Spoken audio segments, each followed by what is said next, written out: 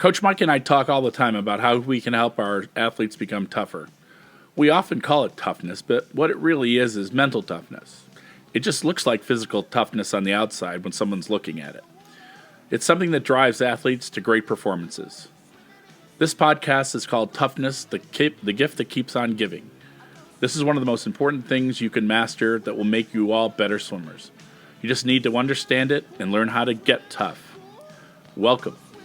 This is the Swim Coach Dad podcast, and I'm Victor's swim club coach, Scott Wisner.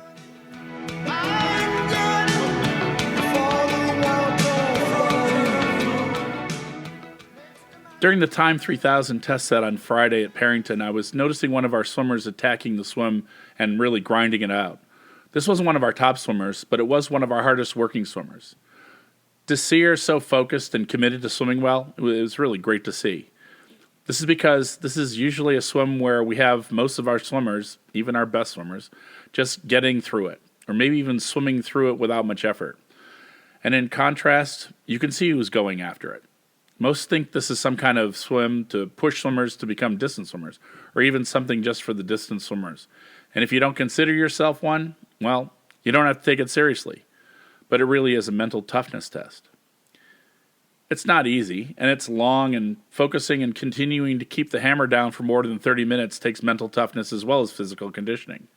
In fact, when we compare times from one 3,000 swim to another, since we do it every 6 weeks or so, we see it as not only a gauge of where swimmers are in terms of their physical conditioning, but also where they are in terms of mental toughness. Now, not everyone can be fast at this kind of swim, but everyone can, with practice, develop mental toughness and attack it. Now, I could see the swimmer was getting tired. Usually the shoulders of a swimmer working turn red partway through, but you can see the effort was there, and the mental toughness was driving that effort. She might back off a 50 or have a bad 50, and then she'd get right back on it and put the hammer down. It was really quite an effort. So a little bit more about what mental toughness might look like. The hype before the Olympics is notorious for creating drama and the testing of mental toughness of the athletes. In the 1964 Olympics, Don Scholler had won 4 gold medals, something no swimmer had done before. So naturally, in the 1968 Olympics, the media, because they're the media and like that, and by extension the Americans, were looking for someone to better that number. Enter Mark Spitz. At the time, an 18-year-old high school senior from California. The media predicted boldly that young Spitz would win 5 or even 6 gold medals in those Olympics. He won 3 gold medals, all in relays, and a silver in the 100 fly and a bronze in the 100 free at the end of it. In the 200 fly, the event he'd held the world record in, he was a disappointing 8th. He was devastated and could have allowed that to rule him mentally. Instead, he used it. He became mentally tough and went back to work. In the 1972 Olympics in Munich, the media once again predicted 7 golds for Spitz. But this time he did it, and not only won 7 gold medals in 7 events, but setting world records in every event. Didn't end with the 72 Olympics and Mark Spitz winning 7 gold medals and 7 world records. For the 1988 Olympics, it was Matt Biondi's turn to show his mental toughness. The media predicted he would win 7 gold medals. For the whole time leading up to the games, that's all you'd seem to hear about it. His face was on TV, in newspapers, magazines, everywhere. Since it had been done before, most thought 7 gold medals was far less miraculous accomplishment than it really was. It had been made common, for whatever reason, by virtue of one person doing it in 16 years before that. In the first 2 events of Biondi's Olympics, he failed to win a gold, getting a silver in the 100 fly and a bronze in the 200 free. But Matt stayed focused and came back to win 5 gold medals. He showed his toughness.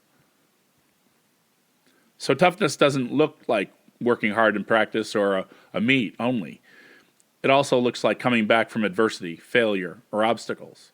Can anybody think of some time that we're facing that even now? Pushing through. I remember a few years ago, one of our best test set swimmers ever was crushing the 3,000 in a practice. Partway through, one of the other swimmers stopped and got out. He was very out of shape from playing a spring sport and came over to talk to me. He looked at the swimmer in amazement and said, "How does he do that? How does he just keep pushing like that?" I told him that's what mental toughness looks like. Believe it or not, toughness can be seen, and it makes a difference in the success of an athlete. There are some out there who believe you're born with mental toughness. You either have it or you don't. And if you weren't born with toughness, Gene, you can't be successful in your sport. Of course, that's ridiculous. It's not true. There are plenty of athletes out there who develop mental toughness. We're going to talk about grit and what mental toughness is. Then we're going to talk about the tools you'll need to work on to be mentally tough. First, let's talk about grit. In one of the podcasts I did called Failing and Other Great Learning Tools, I talked about grit, which I think is part of being mentally tough. In case you missed it, here's what I said. Having grit is more than having persistence. It's more than working hard. It's more than coming to practice. It's also finding passion in what you're doing. Passion might not be something a lot of people can understand clearly. It isn't doing only what you want, like, or what you think is fun. Sometimes the things we like doing are not enjoyable. You have to find the fun in working hard at what you are passionate about. You have to allow working hard to excite you. Grit is strength of character, and it's something that can be developed over time. Grit is that ability to push yourself to overcoming feeling tired, sore, not in the best mindset, and still come to practice and give it everything you can. All right, so how do you become tough? Why are some mentally tough and others not so much? Well, I went looking for the answers. When I was doing some research for this podcast, I read some articles on mental toughness. I found that there are actual required traits to be able to be mentally tough. Apparently, one of those is confidence, which kind of seems like a byproduct of mental toughness, not something that comes before mental toughness. So I found most of the articles really useless, since they didn't make any sense at all. Eventually, I did what I should have done all along right from the beginning. I asked the sports psychologist I know, someone I met many years ago at a swim clinic, and have been in touch ever since, Dr. Alan Goldberg, what he worked on with his athletes to develop mental toughness. I have a great deal of respect and faith in Dr. Goldberg. The athletes I know he has worked with all have benefited greatly from him. One even is still swimming when I was sure she was going to quit before she started with him. Anyway, what we discussed regarding mental toughness was what I was searching for, a process. First thing we talked about is that mental toughness is a series of skills. And like most skills, these can be learned and practiced, made stronger, more reliable. Think about a great swim. What were you thinking about before that race, during the race? Were you thinking before the race, or were you just focusing on being aware of what you were doing without really thinking of outcome? It's likely that's exactly what it was going on mentally before the race. So what happens before a practice or a race? You're thinking about what happens if or when you don't have a good swim. If your coach will be mad at you, if your parents will be disappointed with you, if you're thinking about someone else's lane, will you have that kind of confidence? Probably not. It's like looking at a heat sheet and focusing on another swimmer who has a faster entry time than you. You jump into the future and think about them beating you. You focus on that swimmer instead of keeping your mind on your lane. After the race, you might even find out that he or she had a terrible swim. Learning and practicing shutting down this negative self-talk is an important skill to have grit and mental toughness. In practice, is your self-talk telling you that you aren't good at those swims? Is it letting you off the hook and allowing you to go easy? The skill is still shutting down negative self-talk and avoiding focusing on outcome or who is swimming next to you. It's the same as pre-practice focus.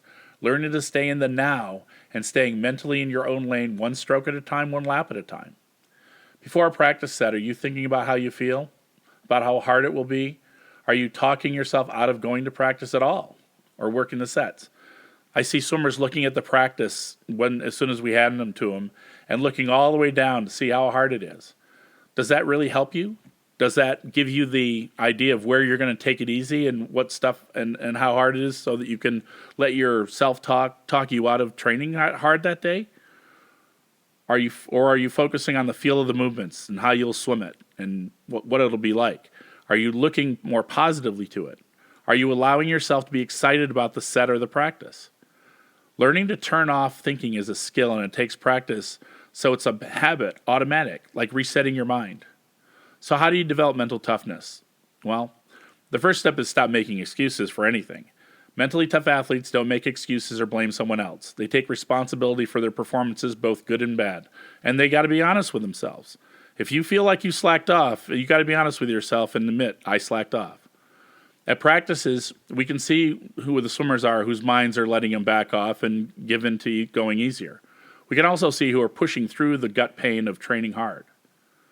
Knowing that it happens to everyone and recognizes when you are allowing negative self-speak to stay in your thoughts. It's something that's manageable, so you just need to change the channel. It's as simple as that. You just need to gain consciousness of what you're doing and then just change the channel. There's a good movie out some years ago called For the Love of the Game, about a seasoned star baseball pitcher nearing the end of his glorious career. At the beginning of the game, while he's out on the mound about to face his first batter, he clears his mind and says to himself, "Clear the mechanism." This is his activation phrase to focus, stop thinking, shut down the negative self-speak, and clear his mind of any negative thoughts. This is the same kind of thing in swimming. A good friend of ours is a very successful club coach in Connecticut. One of the few has had 3 swimmers on a junior national team all at once. His phrase to his swimmers is, "Now we race," which to his swimmers means clear your mind and focus on your lane in the race. Some of the swimmers have their own activation phrases that he uses, but the purpose of it is the same. Shut down the self-speak, clear your mind, and focus on the present. What often takes the most practice is learning to catch your mind, letting that negative self-speak creep back into your thoughts and bring it back to the present, in your lane, to your body. Dr. Goldberg and I talked extensively about the skill to concentrate and focus. In order to develop mental toughness, concentration is a central skill. You need to know what are the right things to focus on and what the wrong things to focus on are. We're talking about concentrating. This is different than thinking. Concentration also has a time dimension, past, present, or future. The right way is staying in the now, and concentrating on the past and future are wrong. In practice and meets, you need to keep asking yourself, am I in the now and on the feeling of my body movements, or my thoughts are in the past or the future? Am I thinking about the outcome? Am I focused on my thoughts? Concentration is a skill, but awareness really is what it is. Awareness of being in the here and now and being aware of where you are mentally. The difference between awareness and thinking is that awareness is knowing, and it's not thinking. Awareness is being in the moment, in the present. You want to be aware of your focus without thinking. In the movie The Legend of Bagger Vance, the narrator talks of a golfer who, after being out of the game for many years, has a comeback. And after a rough start in his first tournament, he finds his game again. One of the lines in the movie to describe this is, Juna had discovered, as Bagger had so eloquently put it, how to stop thinking without falling asleep. That's what he's talking about with focus and awareness. And there's a lot of truth to this. This is what awareness is like. Turning your brain off, turning your thinking off without turning your brain off completely. Like this program running in the background that keeps you focused on the present without thinking. Mental toughness has a lot to do with being aware of where your focus is. Aware of when you're thinking rather than focused. Returning your focus on your lane and your movements. One of the things we talked about was an experience I had a few times as a swimmer. One in particular was during my junior year of college. I'd had a really rough year, and it just got worse as I became more and more broken down and tired. I remember it was 3 weeks before Big Ten championships, and the team and the coaches were all feeling like we had a chance to beat Indiana, something that no one had done in 21 years. So who would be making the 17-man, the swimmer squad, and the 2 driver roster was critical because everyone on it needed to score for us to win. It came down to the last spot on the swimmer roster, and it was down to me and a couple of freshmen. I had been embarrassingly bad all season. But we were also doing all sorts of physical testing throughout the year as part of the U.S. Olympic Committee program that included having blood drawn and doing echocardiograms and a lot of stuff like that. Apparently my blood tests were looking very different from most of the others, and along with a couple of the coaches believing I was due for a big meet, they picked me as the last on the team. And it might have had something to do with the fact that I was the one with experience and the 2 freshmen had never been to Big Tens. Anyway, it was a very good thing, obviously, but I was feeling the pressure of being the one who could blow the meet for the team if I didn't swim well. I was kind of gun-shy after a season like I had. We got to the Big Tens in Wisconsin, and my first event was the 500, and I had a good swim. Not a great swim, but a good swim. Certainly better than my last dual meet, which was about 30 seconds slower than I swam at Big Tens. I had the second day off, which was Friday, and I finished with the 1650 on Saturday. Because I was so terrible all season, I was in the second heat out of four, with the last heat being in finals. It was a big swim for me, and when I got out, I hardly knew what had happened. I heard my distance coach tell me that I'd broken the school record, something I would hold for all of 6 hours until my friend and teammate Ron McKeon shattered it, winning the final. He asked me how it felt and if I knew that I was having a good swim. I looked at him and honestly couldn't remember anything about the swim. I remember my arms feeling like they were swinging. I remember feeling high in the water, but I couldn't even tell him where I finished in the heat. In my talk to Dr. Goldberg, this came up, and he said this is being aware but not thinking. That's what it looks like. He spoke of other athletes saying similar things after a big performance, being aware of the feeling of the movements of your body, like I did, with being aware of the swinging of my arms, and that's how mental toughness happens. When you think of how you feel, you're allowing yourself speak, that internal voice, allowing you to take you to the future where you think of the results, the response from coaches and parents, or thinking of the past of a failure that happened in the race before. Being aware of the feeling of body movements keeps you from thinking. Be aware of where you are mentally. Are you in the present, in the here and now, or are you drifting to the past or the future? Some will say after a big performance, I was just racing, which is not thinking. It's being aware of your competition, but not thinking of your competition. The focus is still on feeling and of your movements. Evaluating what's going on in your body by thinking is not focusing on the feeling of the movement either, because it is thinking. This is focus on the feel of the movement, isn't being distracted by pain or fatigue, or it's staying in the moment. So what happens when you start thinking? Well, you have the skill of awareness that you've lost your focus, but you need to have the discipline to reset and do so without emotion. If you want to be mentally tough, you can't focus on things that won't help you improve or benefit your performance. One of the biggest is allowing yourself to become distracted by what other swimmers are doing. Focus on your mission and stay in your lane, Coach Sylvia would say. Swim within yourself. Also, being distracted by being upset about having to reset or catching yourself thinking negative thoughts is also something that's not going to help you with your performance. So you need to do it without emotion. This is another of those pesky skills that needs to be learned and practiced. It's learning to respond to catching yourself thinking by responding in a neutral way, not in frustration or disappointment. Understand that it's normal and you need to learn not to engage it or believe it. Instead, you immediately return to focus on the feeling of your movements. If you're aware of when the doubts start, you can refocus on the feel of your movements. All right. When I was a college swimmer, we worked 2 or 3 times a week with a psychologist. Actually, he's a psychiatrist, Dr. Gene Guerin. Sports Illustrated called him the shrink of the drink. One of the drills we worked on over and over again was called back to one. The idea was that you lie down and count your breaths. While you're breathing and counting, you were to focus on the feeling of the motions, the rise and fall of your chest. When you became aware that you drifted and lost count, you would start back at 1. He told us that losing count wasn't the point and nothing to get frustrated over. The point was developing the skill of being aware that you were drifting and then refocusing on the task. Some would count for a while before losing track, others not very long at all. Make no mistake, everyone lost count and drifted. Developing the ability to be aware and refocus was the skill we were developing. The mental toughness skill isn't eliminating drifting. How often you drift isn't the measure of mental toughness.